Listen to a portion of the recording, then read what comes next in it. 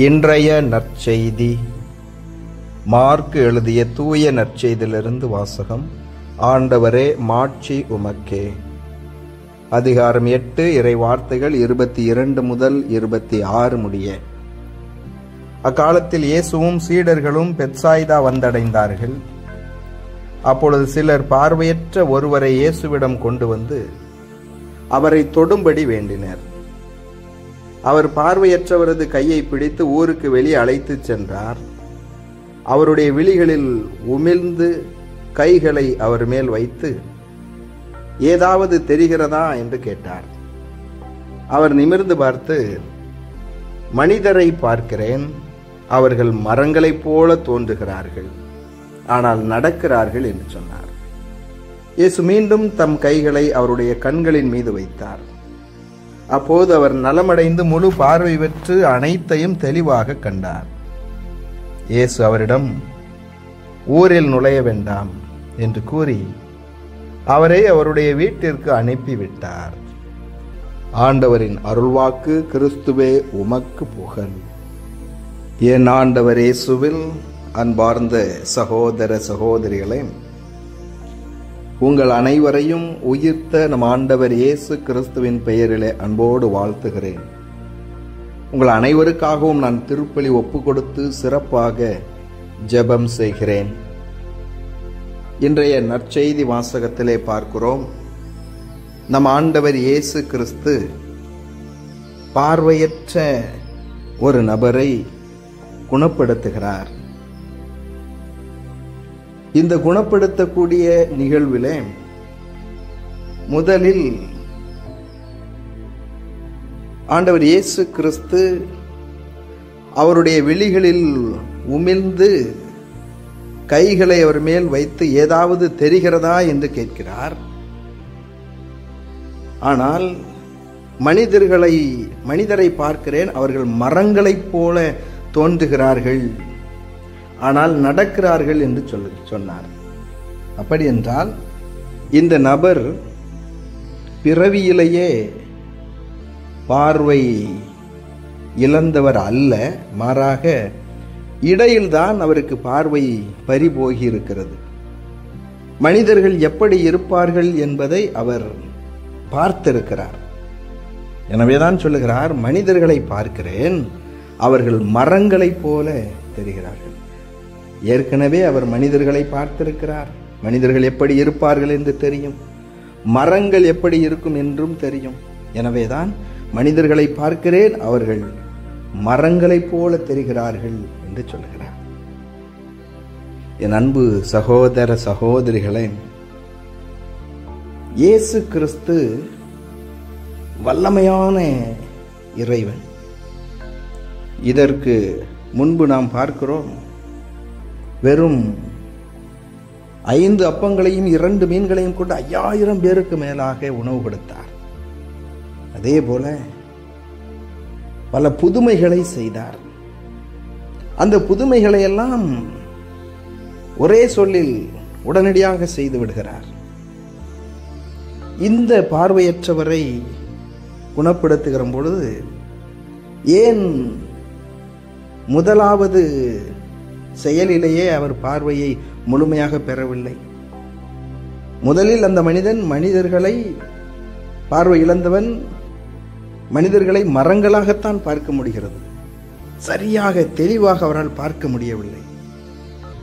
இயேசு மீண்டும் தம் கைகளை அவருடைய கண்களின் மீது வைக்கிறார். அப்பொழுது அவர் நலமடைந்து முழு பார்வை பெறுகிறார், அனைத்தையும் தெளிவாக பார்க்கிறார். என் அன்பு சகோதர சகோதரிகளே, 2வது முறைதான் தெளிவான பார்வையை இந்த பார்வையை இழந்தவர் பெற்றுக்கொள்கிறார்.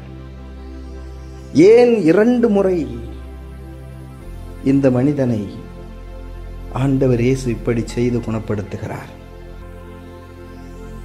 நேற்றைய நாளிலே நற்செய்தியிலே நாம் வாசிக்க கேட்டோம், இயேசுடைய சீடர்கள் அப்பங்களை எடுத்து வர மறந்து விடுகிறார்கள். அதை குறித்து கவலைப்பட்டு கொண்டு அதை குறித்து பேசிக்கொண்டு வருகிறார்கள்.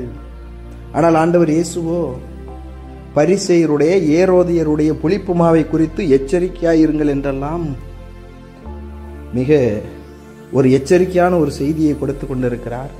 ஆனால் சீடர்கள் அதை கவனிக்காமல், ஐயோ அப்பத்தை மறந்து வைத்து விட்டோமே என்று சொல்லி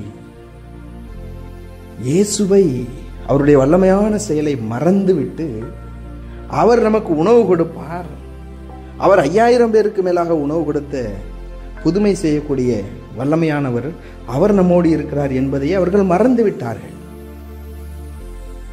இயேசுவை அவர்கள் புரிந்து கொள்ளவில்லை. எனவேதான் ஆண்டவர் இயேசு சொல்லுவார், கண்ணிருந்தும் பார்வை இல்லாதவர்களாய் இருக்கிறீர்கள், காதிருந்தும் கேளாதவர்களாய் இருக்கிறீர்களே என்று சொல்லி.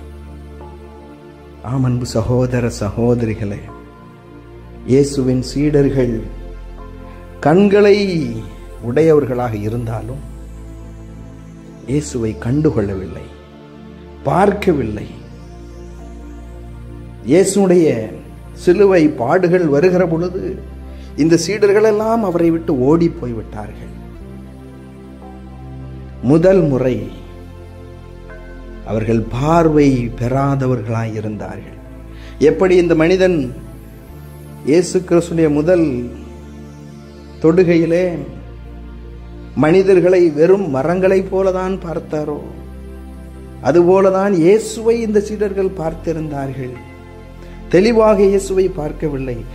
எப்பொழுது இயேசுவை தெளிவாக பார்த்தார்கள் என்றால், இயேசு கிறிஸ்துவின் உயிர்ப்புக்கு பின்பாக, அதுவும் பெந்தேகோஸ்தே நாளுக்கு பின்பாகத்தான் இயேசுவை தெளிவாக பார்த்தார்கள்.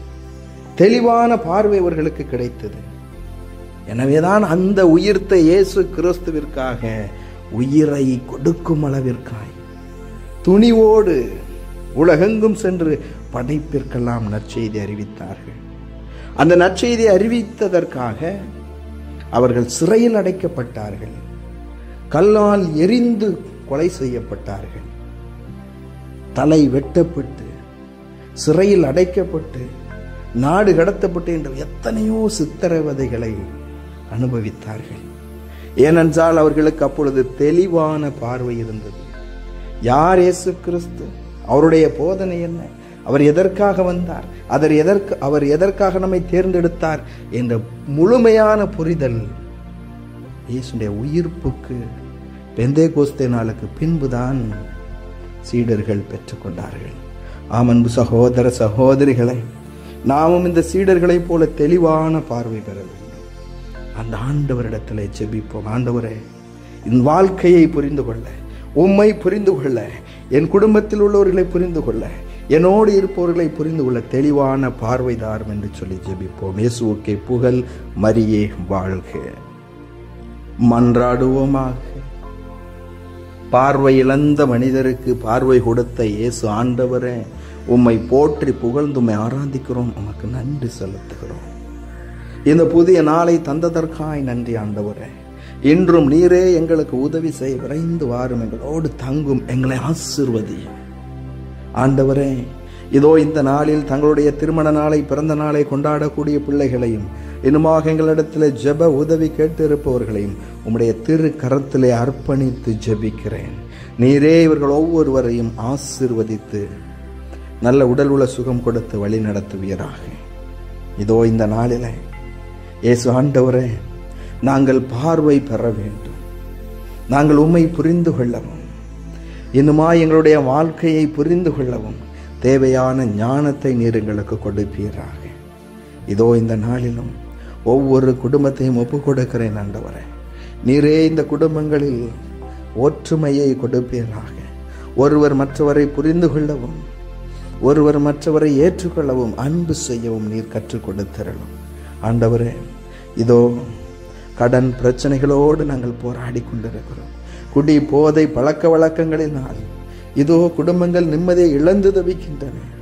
நீர்தாமே இதோ இந்த குடும்பங்களை காப்பாற்றும், இவர்களுக்கு மன நிறைவான ஒரு வாழ்க்கையை கொடுப்பீராக. இந்த தீய பழக்க வழக்கங்களிலிருந்து நீர் விடுதலையை கொடுத்தரலும் ஆண்டவரே. இன்னும் அரசு பொது தேர்வை எழுத இருக்கக்கூடிய பிள்ளைகளை எல்லாம் ஒப்புக் கொடுக்கிறேன்.